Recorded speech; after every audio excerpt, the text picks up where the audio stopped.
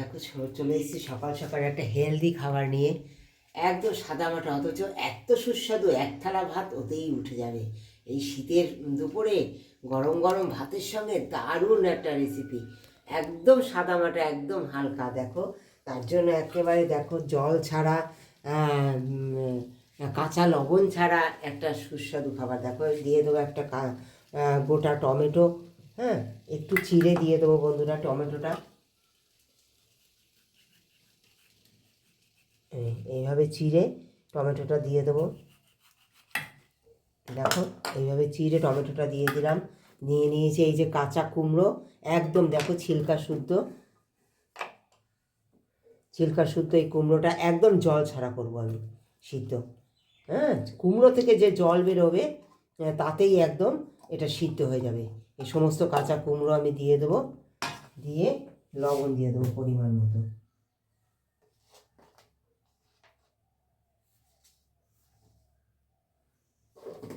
পরিমাণ মতো লবণ দিয়ে দিলাম বন্ধুরা, তাহলে আর কাঁচা লবণের কোনো প্রয়োজন হবে না।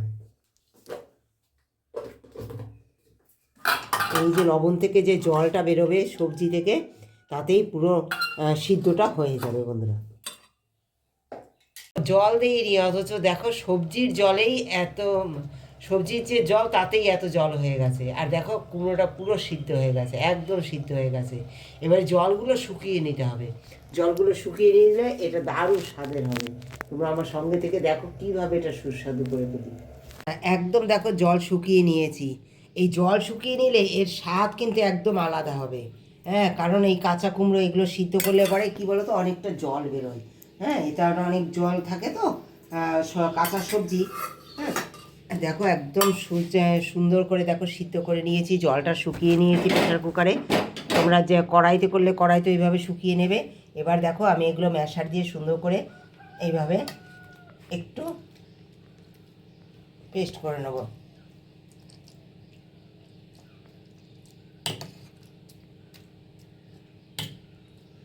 সব ম্যাশ করে নিয়েছি সুন্দর করে।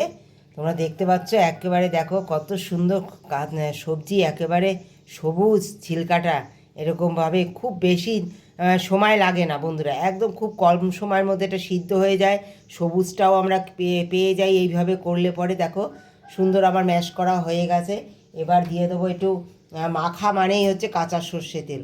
হ্যাঁ, আমি কাঁচা পেঁয়াজ কাঁচা সর্ষে তেল দিয়ে মাখাটা করবো। কাঁচা সর্ষে তেল দিয়ে দিলাম। হ্যাঁ, কাঁচা পেঁয়াজ দেখো কুচিয়ে নিয়েছি, লঙ্কা কুচি নিয়েছি। আর লবণ তো তোমরা দেখেছো দিয়েছি, ধনে পাতা অল্প করে দিয়ে দেবো। তোমাদের বেশি চাইলে অবশ্যই তোমরা বেশি করে দিতে পারো, লবণ আগে দেওয়া হয়ে গেছে।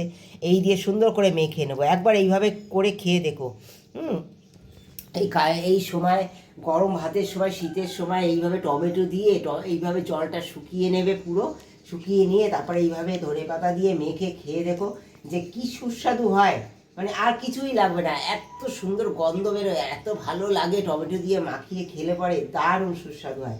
একদম তৈরি হয়ে গেছে বন্ধুরা এই টমেটো কুমড়োর মাখা। কেমন লেগেছে রেসিপিটা একটা কমেন্ট দিয়ে জানিও। ভালোবাসা দিয়ে যারা প্রতিনিয়ত আমার পাশে আছো, আর পুরো ভিডিওটা যারা দেখেছো তাদেরকে অনেক ধন্যবাদ, অনেক ভালোবাসা আমার তরফ থেকে।